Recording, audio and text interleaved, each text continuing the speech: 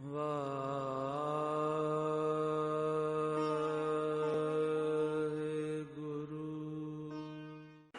ਵਾਹਿਗੁਰੂ ਜੀ ਕਾ ਖਾਲਸਾ, ਵਾਹਿਗੁਰੂ ਜੀ ਕੀ ਫਤਿਹ।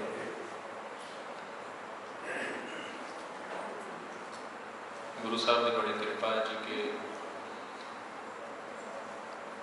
ਸਤਿਗੁਰਾਂ ਦੇ ਬਹੁਤ ਹੀ ਪਿਆਰੇ ਸਿੱਖ ਭਾਈ ਗੁਰਦਾਸ ਜੀ, ਉਹਨਾਂ ਦੀਆਂ ਜਿਹੜੀਆਂ ਰਾਈਟਿੰਗਸ ਨੇ, ਮੇਨ ਤੌਰ 'ਤੇ ਭਾਈ ਗੁਰਦਾਸ ਜੀ ਦੀਆਂ ਵਾਰਾਂ ਦਾ ਜ਼ਿਕਰ ਬਹੁਤ ਚੱਲਦਾ ਹੈ। ਆਲਮੋਸਟ ਜਿਹੜਾ ਵੀ ਗੁਰੂ ਨਾਨਕ ਦੇ ਘਰ ਦੇ ਨਾਲ ਸੰਬੰਧ ਰੱਖਦਾ ਹੈ, ਉਹਨੂੰ ਭਾਈ ਗੁਰਦਾਸ ਜੀ ਦਾ ਤਕਰੀਬਨ ਵਾਰਾਂ ਦੇ ਸੰਬੰਧ ਵਿੱਚ ਪਤਾ ਹੈ। ਕੁਝ ਕੁ ਐਸੇ ਵੀ ਹੋਣਗੇ ਜਿਨ੍ਹਾਂ ਨੂੰ ਭਾਈ ਸਾਹਿਬ ਜੀ ਦੀਆਂ ਜਿਹੜੀਆਂ ਹੋਰ ਰਾਈਟਿੰਗਸ ਨੇ, ਜਿਵੇਂ ਕਿ ਕਵਿਤ ਸਵਈਏ, ਉਹਨਾਂ ਬਾਰੇ ਵੀ ਪਤਾ ਹੋਵੇਗਾ। ਤੇ ਕੁਝ ਵਿਦਵਾਨਾਂ ਦਾ ਮੰਨਣਾ ਹੈ ਕਿ ਭਾਈ ਸਾਹਿਬ ਜੀ ਦੇ 6 ਸੰਸਕ੍ਰਿਤ ਦੇ ਸ਼ਲੋਕ ਵੀ ਮਿਲ ਗਏ ਨੇ। ਉਹਦੇ ਬਾਰੇ 'ਚ ਮੇਰੇ ਖਿਆਲ ਜਿਹੜੇ ਪੂਰੀ ਤਰ੍ਹਾਂ ਜੁੜੇ ਹੋਏ ਨੇ, ਜਿਨ੍ਹਾਂ ਦਾ ਪ੍ਰੋਫੈਸ਼ਨ ਹੈ, ਸ਼ਾਇਦ ਉਹਨਾਂ ਨੂੰ ਹੀ ਪਤਾ ਹੋਵੇਗਾ। ਆਮ ਸੰਗਤ ਦੇ ਵਿੱਚੋਂ ਕੋਈ ਵਿਰਲਾ ਹੀ ਜਾਣਕਾਰ ਹੋਏਗਾ ਉਹਨਾਂ ਬਾਰੇ। ਵਾਰਾਂ ਬਾਰੇ ਆਪਾਂ ਸੁਣਿਆ, ਵਾਰਾਂ ਦਾ ਜ਼ਿਕਰ ਵੀ ਆਪਾਂ ਸੁਣਿਆ ਹੋਏਗਾ। ਕਥਾਵਾਚਕ ਜਾਂ ਰਾਗੀ ਸਿੰਘ ਭਾਈ ਸਾਹਿਬ ਜੀ ਦੀਆਂ ਵਾਰਾਂ ਦੇ ਵਿੱਚੋਂ ਪੌੜੀਆਂ ਦਾ ਗਾਇਨ ਕਰਦੇ ਨੇ। ਕਥਾਵਾਚਕ ਭਾਈ ਸਾਹਿਬ ਜੀ ਦੀਆਂ ਪੌੜੀਆਂ ਦਾ ਪ੍ਰਮਾਣ ਦੇ ਤੌਰ 'ਤੇ, ਐਗਜ਼ੈਂਪਲ ਦੇ ਤੌਰ 'ਤੇ ਕਥਾ ਵਿੱਚ ਯੂਜ਼ ਕਰਦੇ ਨੇ। ਪਰ ਮੇਰੇ ਖਿਆਲ 'ਚ ਹੈ ਕਿ ਕੌਮ ਦੀ ਇੱਕ ਬੜੀ ਬਦਕਿਸਮਤੀ ਹੈ ਕਿ ਜਿੰਨੇ ਵੀ ਚੰਗੇ ਚੰਗੇ ਬੜੇ ਭਾਵਨਾ ਵਾਲੇ, ਜਿਨ੍ਹਾਂ ਨੇ ਗੁਰੂ ਘਰ ਵਾਸਤੇ ਬੜੀ ਸੇਵਾ ਕੀਤੀ, ਉਹਨਾਂ ਦੇ ਜੀਵਨ ਤੋਂ ਅਸੀਂ ਅਣਜਾਣ ਰਹਿ ਗਏ। ਹੁਣ ਜੇਕਰ ਭਾਈ ਗੁਰਦਾਸ ਜੀ ਦਾ ਹੀ ਜ਼ਿਕਰ ਕਰੀਏ ਤੇ ਬਹੁਤ ਘੱਟ ਐਸੇ ਹੋਣਗੇ ਗੁਰੂ ਪਿਆਰੇ ਜਿਨ੍ਹਾਂ ਨੂੰ ਭਾਈ ਸਾਹਿਬ ਜੀ ਦੇ ਜੀਵਨ ਬਾਰੇ ਥੋੜ੍ਹਾ ਬਹੁਤ ਪਤਾ ਹੋਵੇਗਾ, ਜਿਨ੍ਹਾਂ ਨੂੰ ਇਹ ਪਤਾ ਹੋਏਗਾ ਕਿ ਭਾਈ ਸਾਹਿਬ ਜੀ ਨੇ ਗੁਰੂ ਘਰ ਦੇ ਵਿੱਚ ਕਿਸ ਤਰੀਕੇ ਦੇ ਨਾਲ ਸੇਵਾ ਕੀਤੀ। ਕੇਵਲ ਉਹਨਾਂ ਨੇ ਵਾਰਾਂ ਹੀ ਨਹੀਂ ਲਿਖੀਆਂ ਜਾਂ ਕਵਿਤ ਸਵਈਏ ਹੀ ਨਹੀਂ ਲਿਖੇ, ਉਹਨਾਂ ਨੇ ਗੁਰੂ ਨਾਨਕ ਸਾਹਿਬ ਦੇ ਘਰ ਦੇ ਵਿੱਚ ਰਹਿੰਦਿਆਂ ਹੋਇਆਂ ਬੜੀ ਸੇਵਾ ਵੀ ਕੀਤੀ ਹੈ, ਬੜੀ ਘਾਲਣਾ ਵੀ ਕਰ ਲਈ ਹੈ। ਤੇ ਮਨ ਦੇ ਵਿੱਚ ਆਇਆ ਕਿ ਜੇਕਰ ਆਪਾਂ ਭਾਈ ਸਾਹਿਬ ਜੀ ਦੀਆਂ ਵਾਰਾਂ ਦੇ ਵਿਚਾਰ ਆਰੰਭ ਕਰਨ ਲੱਗੇ ਹਾਂ ਤੇ ਘੱਟੋ ਘੱਟ ਸਟਾਰਟਿੰਗ ਦੇ ਵਿੱਚ ਸਾਨੂੰ ਉਹਨਾਂ ਦੇ ਜੀਵਨ ਬਾਰੇ ਜ਼ਰੂਰ ਥੋੜ੍ਹਾ ਬਹੁਤਾ ਪਤਾ ਹੋਣਾ ਚਾਹੀਦਾ ਹੈ ਕਿ ਉਹਨਾਂ ਦੀ ਸੇਵਾ ਕੈਸੀ ਸੀ, ਕਿਸ ਤਰੀਕੇ ਦੇ ਨਾਲ ਉਹ ਗੁਰੂ ਘਰ ਦੇ ਵਿੱਚ ਰਹਿ ਕੇ ਸੇਵਾ ਕਰਦੇ ਹੈ। ਇੱਕ ਮੋਟੀ ਜੀ ਗੱਲ ਆਪਾਂ ਨੂੰ ਪਤਾ ਹੋਏਗੀ ਕਿ ਭਾਈ ਸਾਹਿਬ ਜੀ ਨੇ ਗੁਰੂ ਗ੍ਰੰਥ ਸਾਹਿਬ ਮਹਾਰਾਜ ਜੀ ਦਾ ਸਰੂਪ ਲਿਖਣ ਦੀ ਸੇਵਾ ਕੀਤੀ। ਜਦੋਂ ਗੁਰੂ ਅਰਜਨ ਸਾਹਿਬ ਮਹਾਰਾਜ ਜੀ ਨੇ ਬਾਣੀ ਦੀ ਸੰਪਾਦਨਾ ਕਰਵਾਈ ਤੇ ਉਹ ਸੇਵਾ ਭਾਈ ਗੁਰਦਾਸ ਜੀ ਨੇ ਕੀਤੀ, ਲਿਖਣ ਦੀ, ਐਜ਼ ਰਾਈਟਰ। ਇਸ ਤੋਂ ਇਲਾਵਾ ਮੇਰੇ ਖਿਆਲ 'ਚ ਹੈ ਕਿ ਸਾਨੂੰ ਬਹੁਤਾ ਨਹੀਂ ਪਤਾ ਹੋਏਗਾ ਭਾਈ ਸਾਹਿਬ ਜੀ ਦੇ ਜੀਵਨ ਬਾਰੇ। ਸਾਨੂੰ ਤਾਂ ਕਿ ਜਿਹੜੀ ਬੇਸਿਕ, ਜਿਹੜੀ ਸਭ ਤੋਂ ਜ਼ਰੂਰੀ ਗੱਲ ਹੈ ਕਿ ਹਰ ਇੱਕ ਦੇ ਜਨਮ ਦੀ ਤਾਰੀਖ ਜਿਹੜੀ ਹੈ, ਡੇਟ ਜਿਹੜੀ ਹੈ, ਉਹ ਪਤਾ ਹੁੰਦੀ ਹੈ। ਪਰ ਸਾਡੀ ਕੌਮ ਦੀ ਬਦਕਿਸਮਤੀ ਕਿ ਅਜੇ ਤੱਕ ਸਾਨੂੰ ਇੱਕ ਕਨਫਰਮ ਡੇਟ ਨਹੀਂ ਮਿਲ ਸਕੀ ਭਾਈ ਗੁਰਦਾਸ ਜੀ ਦਾ ਬਰਥ ਕਦੋਂ ਹੋਇਆ। ਇਹਦੇ ਬਾਰੇ ਸਾਨੂੰ ਪੱਕਾ ਪ੍ਰਮਾਣ ਕਿਤੋਂ ਮਿਲ ਹੀ ਨਹੀਂ ਸਕਿਆ। ਤੇ ਵਿਦਵਾਨਾਂ ਦੇ ਵੱਖ-ਵੱਖ ਵਿਚਾਰ ਨੇ ਜੀ ਇਸ ਸੰਬੰਧ ਦੇ ਵਿੱਚ। ਤੇ ਜੇਕਰ ਗੱਲ ਕਰੀਏ ਕਿ ਭਾਈ ਸਾਹਿਬ ਜੀ ਦਾ ਜਨਮ 1551 ਦੇ ਵਿੱਚ ਬਾਸਰਕੇ ਪਿੰਡ ਦੇ ਵਿੱਚ ਹੁੰਦਾ ਹੈ। ਤੇ ਬਾਸਰਕੇ ਪਿੰਡ ਦੇ ਵਿੱਚ ਭਾਈ ਸਾਹਿਬ ਜੀ ਦਾ ਪਰਿਵਾਰ ਨਾਲ ਕਾਫੀ ਲੰਬੇ ਸਮੇਂ ਤੋਂ ਆਣ ਕੇ ਰਹਿ ਰਿਹਾ ਹੈ। ਇਹਨਾਂ ਦਾ ਸੰਬੰਧ ਇੱਕ ਭਾਈ ਸਾਹਿਬ ਜੀ ਹੋਏ ਨੇ ਜੀ ਰਾਮ ਨਾਰਾਇਣ, ਉਹਨਾਂ ਦੇ ਨਾਲ ਸੰਬੰਧ ਜੁੜਦਾ ਹੈ। ਭੱਲਾ ਗੋਤ ਹੈ ਇਹਨਾਂ ਦੀ। ਤੇ ਰਾਮ ਨਾਰਾਇਣ ਨਾਂ ਦੇ ਜਿਹੜੇ ਸ਼ਖਸ ਨੇ ਉਹ ਬਾਸਰਕੇ ਪਿੰਡ ਦੇ ਵਿੱਚ ਆਣ ਕੇ ਰਹਿਣਾ ਸ਼ੁਰੂ ਕਰਦੇ ਆ। ਰਾਮ ਨਾਰਾਇਣ ਜੀ ਤੋਂ ਅੱਗੇ ਚੱਲਦਿਆਂ ਹੋਇਆਂ ਉਹਨਾਂ ਦੇ ਪਰਿਵਾਰ ਦੇ ਵਿੱਚੋਂ ਇੱਕ ਬੱਚੇ ਦਾ ਜਨਮ ਹੁੰਦਾ ਹੈ। ਉਹਨਾਂ ਦਾ ਨਾਂ ਜੀ ਵਿਸ਼ਨ ਦਾਸ। ਜਿਹੜੇ ਵਿਸ਼ਨ ਦਾਸ ਨੇ ਇਹ ਬਾਸਰਕੇ ਦੇ ਵਿੱਚ ਰਹਿੰਦੇ ਨੇ। ਇਹਨਾਂ ਦਾ ਪੁੱਤਰ ਪੈਦਾ ਹੁੰਦਾ ਜੀ ਹਰਜੀ। ਹਰਜੀ ਜਿਹੜੇ ਨੇ ਆਪਣੇ ਪਿਤਾ ਦੇ ਨਾਲ ਕੰਮਕਾਰ ਦੇ ਵਿੱਚ ਹੈਲਪ ਕਰਦੇ ਨੇ ਜੀ, ਬਿਜ਼ਨਸ ਕਰਦੇ ਨੇ, ਦੁਕਾਨਦਾਰੀ, ਅਨਾਜ ਇਕੱਠਾ ਕਰਦੇ ਨੇ ਗੋਡਾਊਨ ਦੇ ਵਿੱਚ, ਜਿਵੇਂ ਅੱਜ ਕੱਲ੍ਹ ਇਕੱਠਾ ਕਰਕੇ ਰੱਖ ਲਿਆ ਜਾਂਦਾ ਹੈ, ਉਸੇ ਤਰ੍ਹਾਂ ਇਹ ਅਨਾਜ ਇਕੱਠਾ ਕਰਕੇ ਰੱਖ ਲੈਂਦੇ ਨੇ ਤੇ ਸਮਾਂ ਆਉਣ ਤੇ ਉਹਦੇ ਵਿੱਚ ਥੋੜ੍ਹਾ ਜਿਹਾ ਪ੍ਰੋਫਿਟ ਲੈ ਕੇ ਤੇ ਵੇਚਦੇ ਨੇ। ਇਹ ਇਹਨਾਂ ਦਾ ਬਿਜ਼ਨਸ ਹੈ। ਤੇ ਹਰਜੀ ਜਿਹੜੇ ਨੇ ਉਹ ਵੀ ਆਪਣੇ ਪਿਤਾ ਜੀ ਦੇ ਨਾਲ ਇਸੇ ਕੰਮ ਦੇ ਵਿੱਚ ਲੱਗੇ।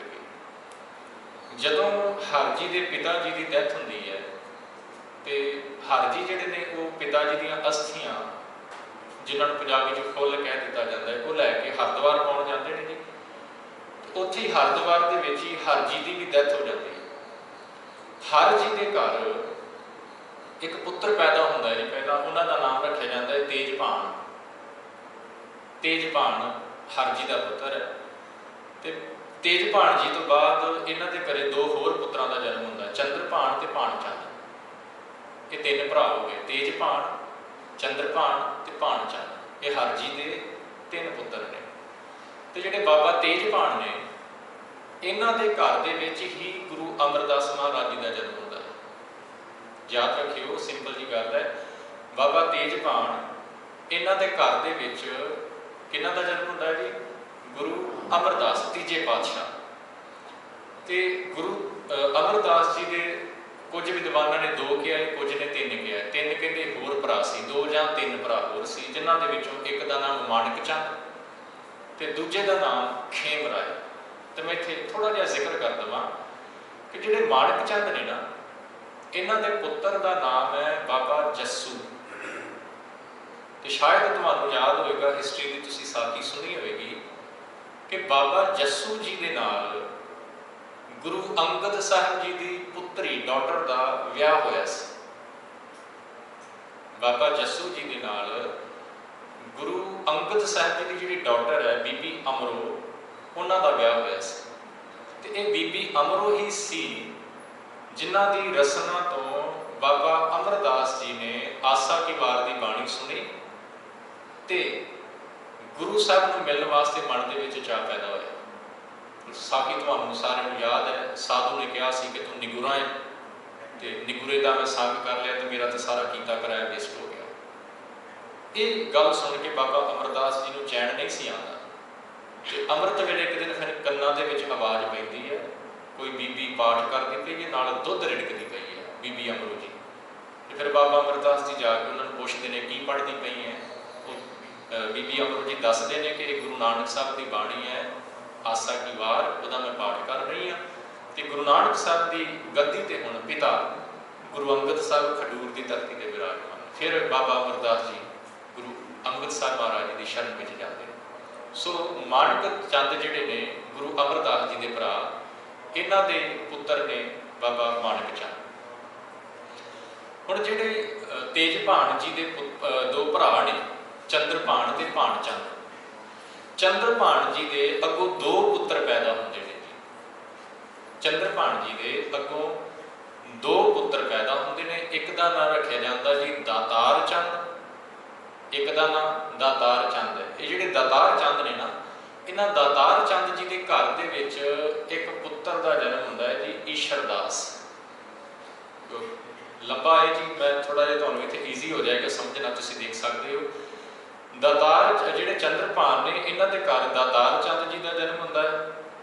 तो चंद्रभान जिहड़े ने, दातार चंद जिहड़े ने, इन्हां दे भराता ने ईशरदास। ते ईशरदास जी के इकलौते पुत्र ने भाई गुरदास जी। यह सारा उन्हां दा जिहड़ा फैमिली बैकग्राउंड है। राम नारायण जी तो इन्हां दी कुल स्टार्ट होंदी है बासरके दे विच। उन्हां तो बाद विशनदास जी, विशनदास जी तो बाद हरजी, हरजी तो अगे फिर इन्हां दे घर दे विच तेजभान जी, चंद्रभान जी ते भानचंद, ये तीन भरा। तो तेजभान जी तो गुरु अमरदास महाराज, जिन्होंने आप तीजे गुरु के रूप के जानते हैं। चंद्रभान जी तो दातार चंद ते ईशरदास जी। ईशरदास तो उन्होंने इकलौते पुत्र ने जी भाई गुरदास जी। बासरके दे विच इन्हां दा जन्म होया जी। तो 3 साल की उम्र, अजे 3 सालों के होए ने भाई साहब जी। थोड़ा जिहा हिस्टरी को अपने दिमाग च रखियो। बासरके दे विच रह रहे हैं भाई गुरदास जी, इन्हां दा परिवार। गुरु अमरदास जी अजे गुरु नहीं बने, गुरु अमरदास जी अजे गुरु नहीं बने, वो गुरु अंगद साहब जी की शरण के विच ने। तुहानूं पता है ना जी कि गुरु नानक साहब कदों ज्योति जोत समाए? पता है ना जी सारे 1539 1539 के विच गुरु अंगद साहब गुरु बनते हैं। तो उस तो बाद बाबा अमरदास जी जिहड़े ने गुरु अंगद साहब जी की शरण के विच आ जाते हैं। तो 12 साल सेवा करते हैं। 12 साल का जेकर आप हिसाब लाइए तो ये बनता है जी 1540 तो लैके 1540 1540 ਤੋਂ ਲੈ ਕੇ 1552 ਤੱਕ ਗੁਰੂ ਅੰਗਦ ਸਾਹਿਬ 1552 ਦੇ ਵਿੱਚ ਜੋਤੀ ਜੋਤ ਸਮਾਉਂਦੇ ਆ। ਗੁਰੂ ਅਮਰਦਾਸ ਜੀ ਗੁਰੂ ਬਣ ਜਾਂਦੇ ਆ।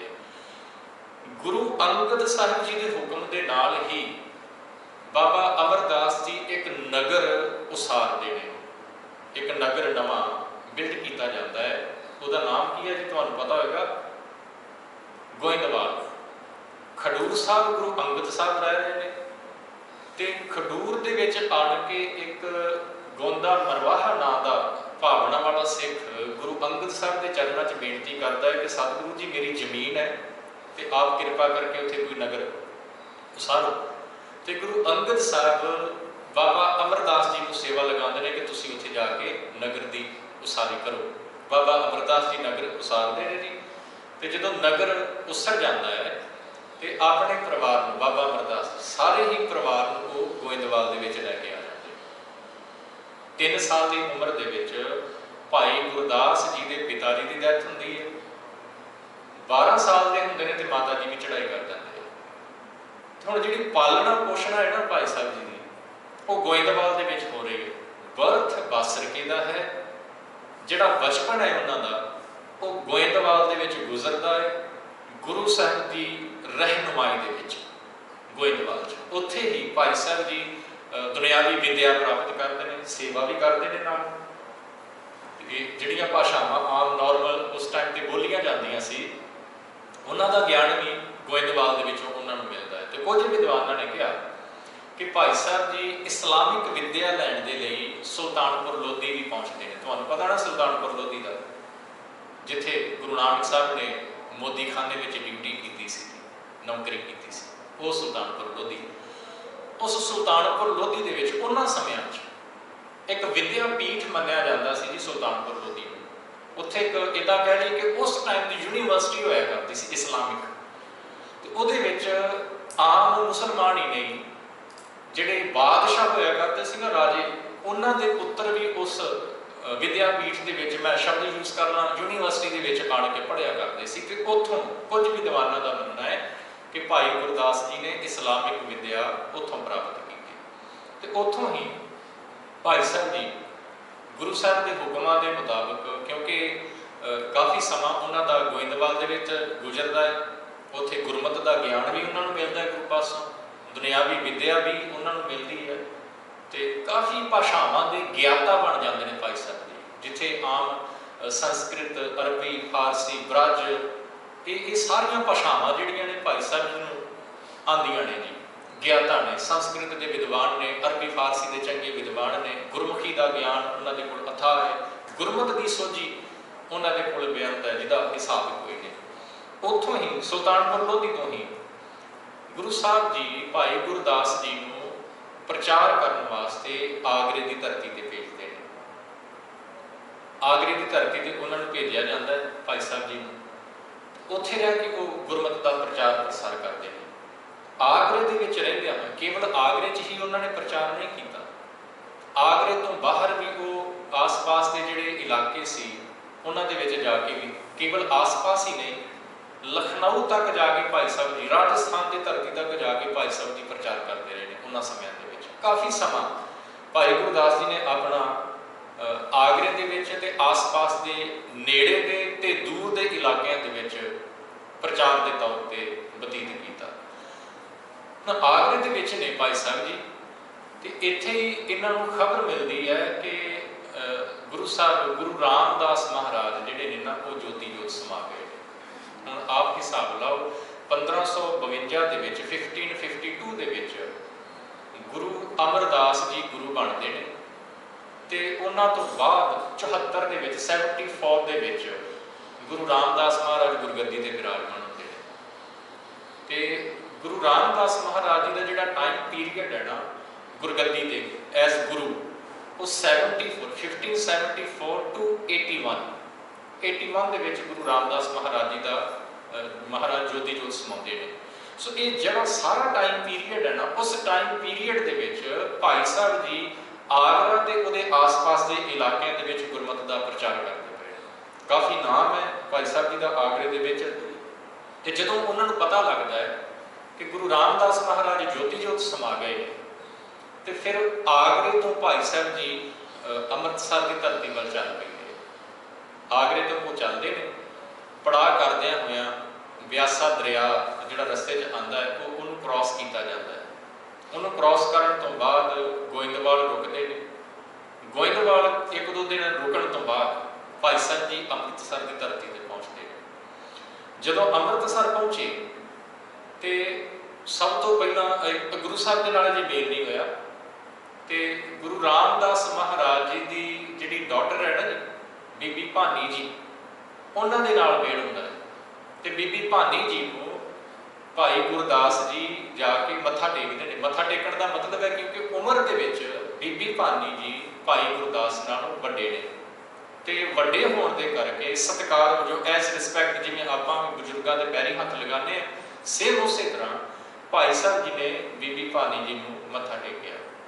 तो जदों गुरु के लंगरां में जाते हैं ना जी, गुरु के लंगरां में जदों जाते हैं तो लंगर की हालत बड़ी नाजुक है। गुरु रामदास महाराज ज्योति जोत समा गए। गुरगद्दी किन्हां नूं मिली जी? पंजवें गुरु गुरु अर्जन साहब महाराज।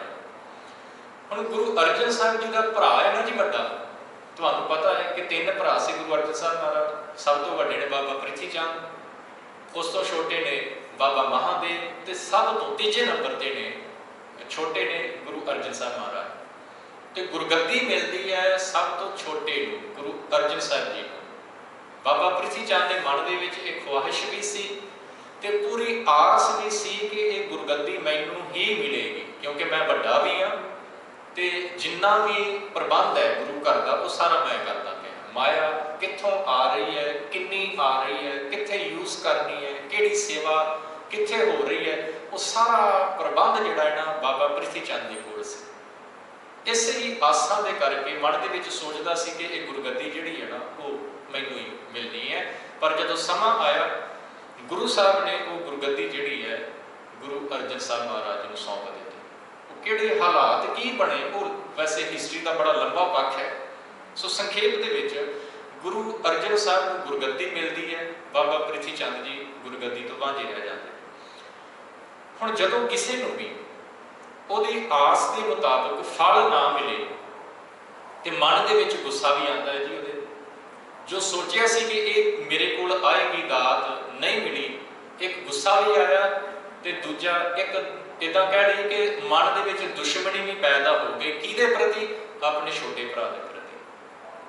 गुरु रामदास जी ने समझाया भी जदों सतगुरु जी दे अजे सरीरक तौर पर मौजूद सी संसार के विच तो गुरु रामदास जी ने समझाया भी बाबा प्रिथी चंद जी को। बाणी के विचों वचन भी आपां पढ़दे हैं, काहे पूत झगरत हो संग बाप जिनके जने बडीरे तुम हो तिन स्यों झगरत पाप।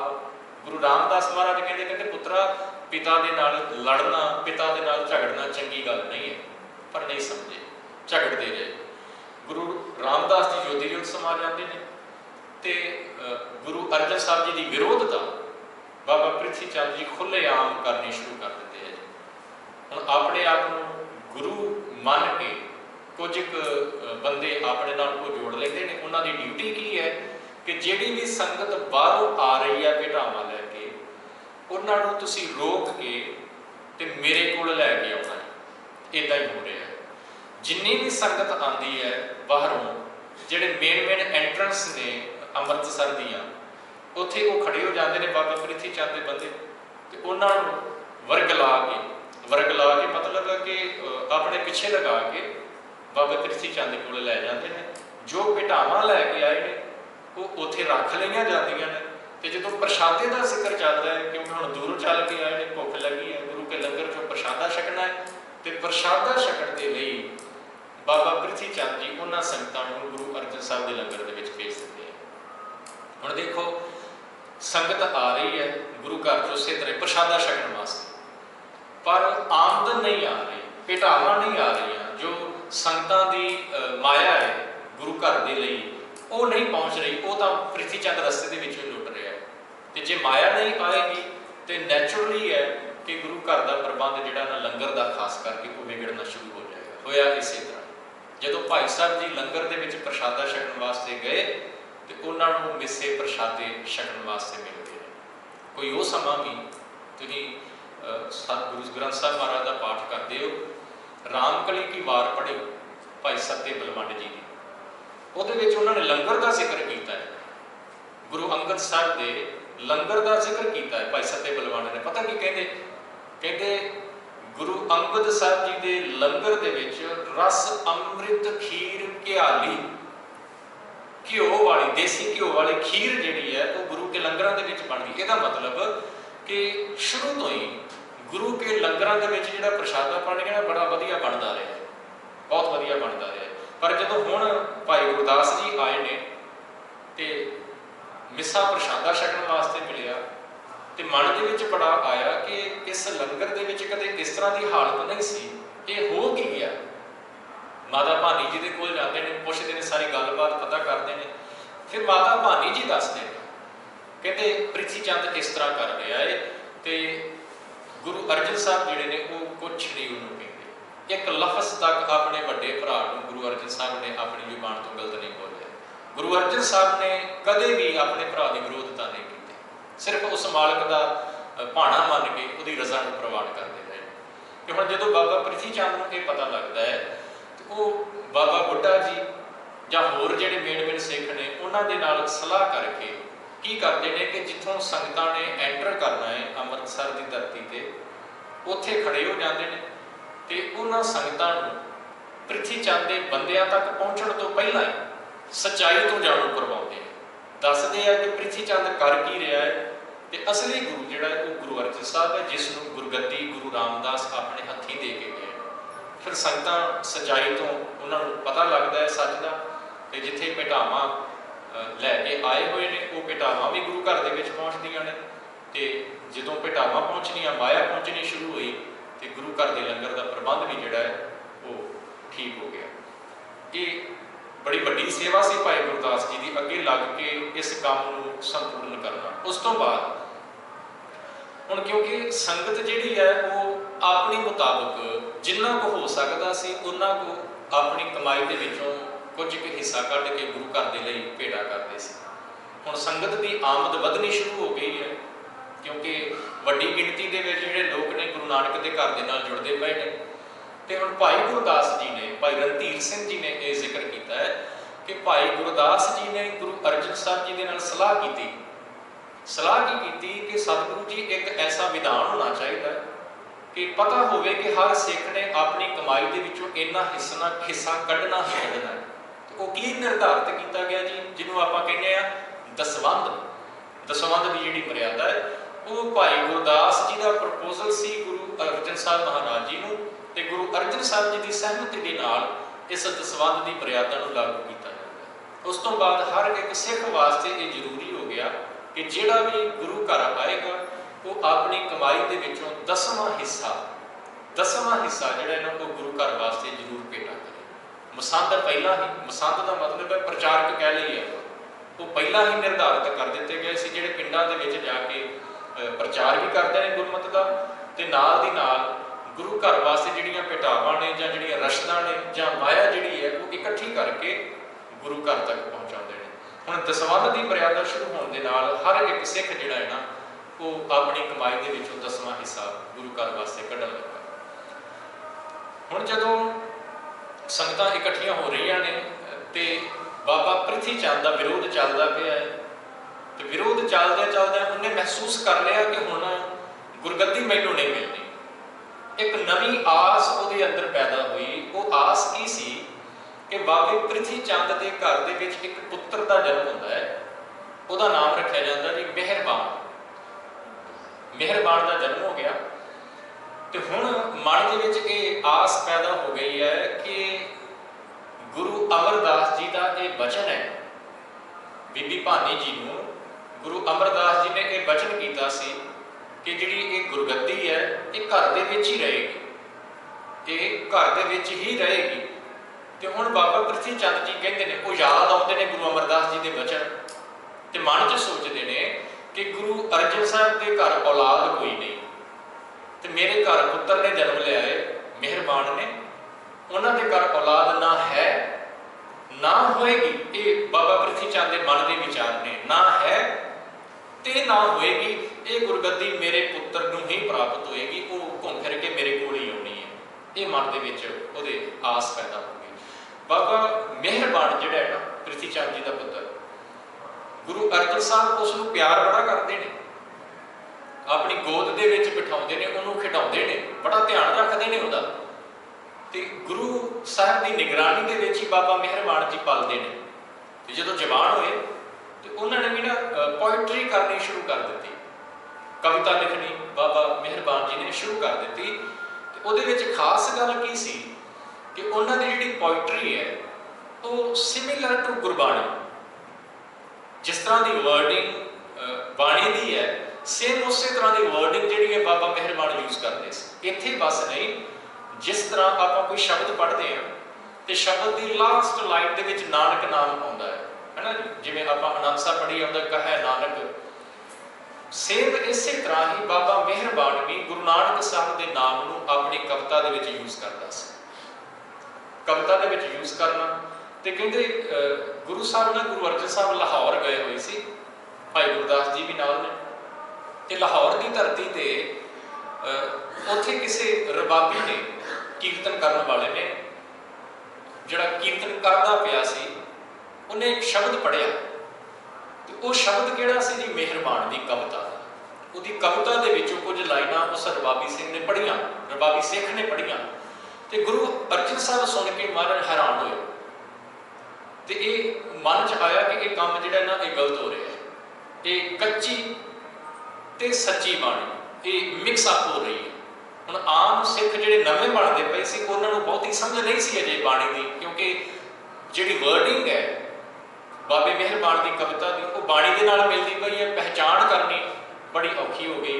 तो फिर गुरु अर्जन साहब ने भाई गुरदास जी को यह बचन किया, की किया जी कि तुसीं ते पढ़ते पे बचन किया, भाई गुरदास गुरु की बाणी जुदा करिए, मीने पाने लगे पाण लगे नी रला सो न्यारी कर तरिए। मीने, मीना लफ्ज भाई गुरदास जी ने बाबे प्रिथी चंद की औलाद वास्ते, बाबा प्रिथी चंद वास्ते यूज किया। आप 12 पढ़नी है वो जिक्र आएगा, कहते मीने पाण लगे नी रला सो न्यारी कर धरिए। गुरु अर्जन साहब भाई गुरदास जी को कहते हैं। तो गुरु साहब के हुक्म के मुताबिक फिर बाणी एकत्र करने का कारज जिहड़ा है ना वो स्टार्ट हो जाता है। होर कई सिखां नूं नाल लैके बाणी जिहड़ी है, बाणी दीयां पोथियां लिखण का काम काफ़ी गुरु अमरदास महाराज जी के टाइम तो चलदा पिया सी। बाणी दीयां पोथियां, हुण थोड़ा जिहा आपां पिछे चलीए गुरु नानक साहब के जीवन दे विच, गुरु नानक साहब जिथे भी जाते हैं जो भी शब्द उचारते हैं वो एक पोथी के विच नोट कर लेंगे हैं। आपां पहली बार जो स्टार्ट करांगे भाई गुरदास जी की, उहदे विच भाई साहब ने जिक्र किया कि जो गुरु नानक साहब जाते हैं किते भी, उन्होंने कोल एक किताब है, आसा हथ किताब कश। किताब कश इसका मतलब है कि गुरु साहब जी कोल एक किताब, किताब का मतलब आप इत्थे करांगे पोथी। पोथी हमेशा कोल होया करती सी, जिहदे विच गुरु साहब अपना उचारिया होया शब्द भी नोट करते सी। ते जिथे गए ने, जिथों भी किसी भगत की बाणी मिली, जे बनारस गए ने कबीर साहब की बाणी, तो जे महाराष्ट्र पहुंचते हैं भगत नामदेव जी की, सो जिथे भी गुरु साहब गए भगतों की बाणी उन्होंने मिली, वो भी सतगुरां ने उस पोथी के विच नोट की। तो जो ज्योति जोत समाउण लगे, ज्योति जोत समाउण तो पहला वो बाणी वाली पोथी गुरु अंगद साहब जी की झोली के विच उन्होंने सौंप दी। उत्थों ही बाणी दीयां पोथियां लिखण का जिहड़ा कारज है स्टार्ट होता है।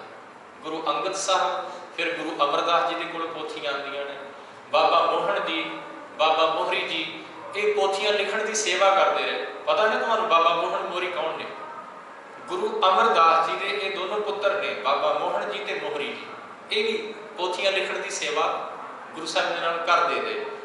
सो काफ़ी संगतां दे विच बाणी लिख के वंडी भी जाती सी, ते संगत भावना वाले जिहड़े ने ना जी वो आप भी खुद भी लिखिया करते सी। सो हुण जदों ये विचार किया गया कि बाणी नूं एकत्र करिए, तो फिर संगतां दे विच सुनेहे भेजे गए कि जिन्हां दे कोल बाणी दीयां पोथियां ने वो अमृतसर की धरती ते भेजण। कुछ मेन सिख भाई गुरदास, बाबा बुढ़ा जी, भाई देसू वर्गे कई होर सिखां नूं नाल ला के बाणी नूं एकत्र किया गया। इकत्र करन तो बाद लिखण का कारज जिहड़ा इन्हां दी वो स्टार्ट होया। गुरु अर्जन साहब जी ने एक जगह निर्धारित की जिथे बैठ के इस कारज को स्टार्ट करना सी। उस जगह का नाम तुहानूं सारिआं नूं पता है जी, गुरुद्वारा साहब उत्थे बनया होया है जी, गुरुद्वारा रामसर साहिब। उस स्थान के उत्ते बैठ के बाणी लिखण का कारज जिहड़ा ना जी वो शुरू हो जाता है। गुरु अर्जन साहब आप नाल बैठते हैं, भाई गुरदास जी लिखारी के तौर पर ने, होर भी सिखां की ड्यूटी नाल लगाई हुई है जी। कोई कलमा कढ़ के दे रहा है, कोई शाही तैयार कर रहा है। सो कारज स्टार्ट होता है तो तकरीबन इत्थे वख-वख विद्वानां दे वखरे वखरे विचार ने। किसी ने 1 साल का जिक्र किया, किसी ने 2 सालों का जिक्र किया। चाहे 1 साल की गल कर लीए, चाहे आप 2 सालों की गल कर लीए, पर एक गल के उत्ते सारे विद्वान सहमत ने, एग्री ने कि यह कारज 1604 के विच कंप्लीट होया। 1604 के विच यह कारज जिहड़ा ना बाणी की लिखाई का वो कंप्लीट होता है। तो 1604 के विच यह कारज जो कंप्लीट होता है तो बाद विच प्रकाश किया जाता जी हरमंदर साहब के पावन स्थान से। बाणी की संभाल वास्ते ड्यूटी लगाई जाती है बाबा बुढ़ा जी। हुण 1604 का समा आ गया जी। उधरों फिर शिकायत शुरू हो गई। जो आद बीड़ तैयार हो गई ना जी, आद बीड़ आप गुरु ग्रंथ साहब कह लीए, शब्द वरत लीए, आद बीड़ जो तैयार हो गई तो जिहड़े विरोधी ने, जिन्होंने गुरु घर के नाल शुरू तो ही विरोधता है, जिहड़े नहीं चाहते कि ये गुरु का घर जिहड़ा ना ये अगां विकास करे, उन्होंने बादशाह अकबर के कोल पहुँच करके शिकायत करनियां शुरू की। बटाले की धरती से अकबर आया, ਉਹਦੇ ਕੋਲ शिकायत पहुँचती है कि गुरु नानक के घर के एक ग्रंथ तैयार किया गया है, जिस ग्रंथ के इस्लाम धर्म बारे ते मुहम्मद साहिब बारे बड़ी गलत शब्दावली यूज की गई है। यह शिकायत अकबर के कोल पहुँची। हालांकि अकबर गुरु नानक के घर तो ऑलरेडी चंगी तरह जानकार है, उन्हें सब पता है। तुहानूं पता है ना जी कि गोइंदवाल की धरती के उत्ते अकबर एक बार आ चुका है, गुरु अमरदास जी के लंगर के विच बैठ के पंगत में बैठ के प्रसादा छक चुका है।